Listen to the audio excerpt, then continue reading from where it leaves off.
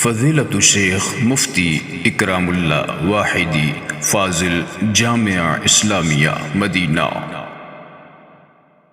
السلام علیکم ورحمۃ اللہ وبرکاتہ۔ بسم اللہ والصلاۃ والسلام علی رسول اللہ، اما بعد۔ ریاض الصالحین سے آج ہمارا 13واں باب شروع ہو رہا ہے۔ باب فی بیان کثرت طرق الخیر،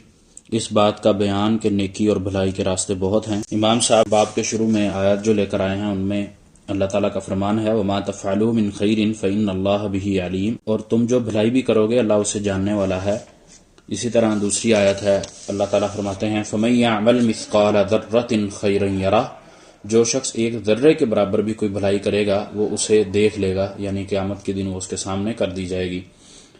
اور اسی طرح اللہ تعالیٰ کا ایک اور جگہ فرمان ہے من عمل صالحا فلنفسہ،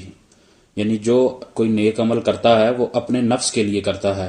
اس کا مطلب یہ کہ وہ کسی پر یا دباؤ پر یا کسی پر احسان نہیں ہے کہ وہ کہے کہ میں اس کی وجہ سے کر رہا ہوں یا یوں کر رہا ہوں، بلکہ جو عمل بندہ کرے گا وہ اچھا ہے یا برا ہے وہ اپنے نفس کے لیے ہی کرتا ہے، تو قیامت کے دن اس کو اس کا بدلہ دے دیا جائے گا۔ اسی طرح اس باب میں کافی ساری حدیث ہیں اور آیات بھی کافی ساری ہیں۔ آج پہلی حدیث ہم اس باب سے لیں گے، کتاب کے حساب سے ہماری حدیث نمبر آج 117 ہے۔ عن ابی ذر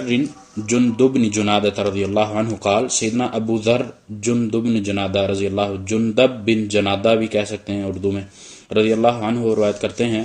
قلت، کہ میں نے کہا یا رسول اللہ، اے اللہ کے رسول صلی اللہ علیہ وسلم، ای الاعمال افضل، کہ اللہ کے ہاں نیک اعمال کون سے ہیں،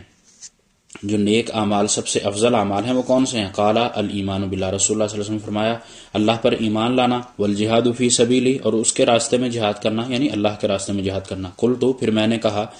یعنی سیدنا جندب نے فرمایا ای الرقاب افضل، کہ کون سا غلام آزاد کرنا زیادہ افضل ہے؟ قال، رسول اللہ صلی اللہ علیہ وسلم نے فرمایا انفسها عند اہلیہا، یعنی جو مالک کے نظروں میں زیادہ اہمیت کا حامل ہو، واکثرها ثمنا، اور اس کی قیمت زیادہ ہو۔ قلت، سیدنا جندب کہتے ہیں کہ میں نے پھر کہا، پھر پوچھا فإن لم افعل، اگر میں یہ نہ کر سکوں، قال، رسول اللہ صلی اللہ علیہ وسلم فرمایا تعین صانعا، تو پھر تم کسی کی مدد کر دو، کسی کاریگر کی مدد کر دو، کام کرنے والے کی مدد کر دو، او تصنع لأخرق، یا کوئی بے ہنر کا آدمی ہے جو اس کا کام کر دو، یعنی اس کے ذمے کوئی کام لگا ہوا ہے لیکن وہ کر نہیں پا رہا، اس کو طریقہ نہیں آتا، تو اس کی مدد کر کے تم یہ نیکی کر لو۔ قلت، پھر میں نے کہا، یعنی سیدنا جندب نے کہا یا رسول اللہ، اے رسول اللہ صلی اللہ علیہ وسلم، ارأیت ان ضعفت عن بعض العمل، کہ یہ بتلائیں اگر میں یہ بعض عمل کرنے سے بھی عاجز رہوں، یعنی یہ کام جو آپ نے بتلائے ہیں پیچھے یہ بھی میں نہ کر سکوں، پھر قال، نبی علیہ الصلوۃ والسلام نے فرمایا تکف شرک عن الناس، پھر تم لوگوں کو اپنے شر سے بچائے رکھو، یعنی لوگوں کو اپنے کسی چیز سے، زبان سے یا ہاتھ سے یا اپنے آپ سے ان کو تکلیف نہ پہنچاؤ، ان کو ضرر نہ پہنچاؤ۔ فإنها صدقۃ منک علی نفسک، یہ بھی تمہارا اپنے نفس پر صدقہ ہے۔ متفق علیہ، یہ بخاری اور مسلم کی حدیث ہے۔ رسول اللہ صلی اللہ علیہ وسلم کی اور سیدنا جندب بن جنادہ رضی اللہ تعالیٰ عنہ کے درمیان یہ ہوا مکالمہ جو حدیث کی صورت میں ہمیں تعلیم دے رہا ہے، وہ کہ اللہ کے ہاں سب سے افضل عمل جو ہے وہ انسان کا ایمان لے کر آنا ہے، مومن ہونا ہے، مسلم ہونا ہے، اس کے بعد اللہ کے راستے میں اپنی جان کا نذرانہ پیش کرنا، اپنے مال کا نذرانہ پیش کرنا، اپنی اولاد کا نذرانہ پیش کرنا، یہ بڑے اعمال ہیں جو ہمیں اس حدیث سے ثابت کرتے ہیں۔ اور اس کے بعد غلام آزاد کرنا، اسلام کے شروع میں یہ غلام کا سسٹم ہوا کرتا تھا، اگرچہ اس وقت یہ موجود نہیں ہے، غلام کی جگہ ابھی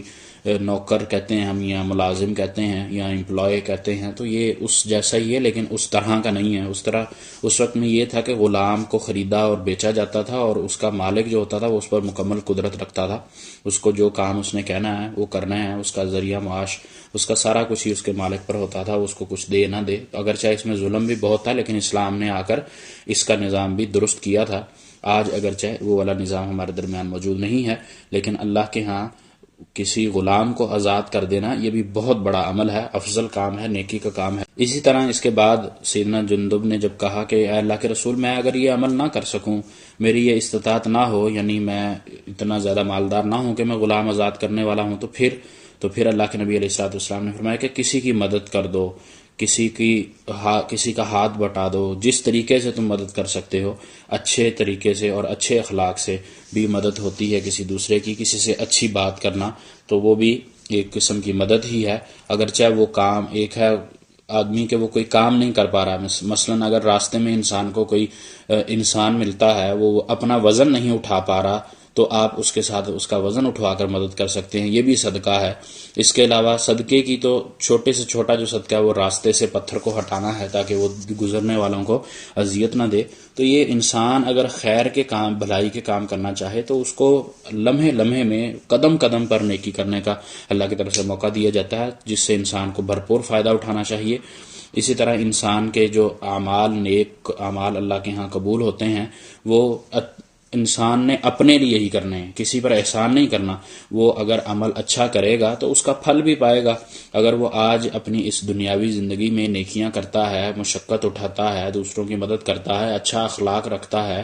حسن اخلاق سے ملتا ہے، مسکرا کر ملتا ہے، تو یہ اس کے لیے ساری چیزیں صدقہ ہیں جو اس کو آخرت میں ملیں گی۔ اللہ تعالیٰ سے دعا ہے کہ اللہ تعالیٰ ہمیں بھی نیکی کرنے والا بنا دے۔ وما توفیقی الا باللہ، علیہ توکلت و الیہ انیب۔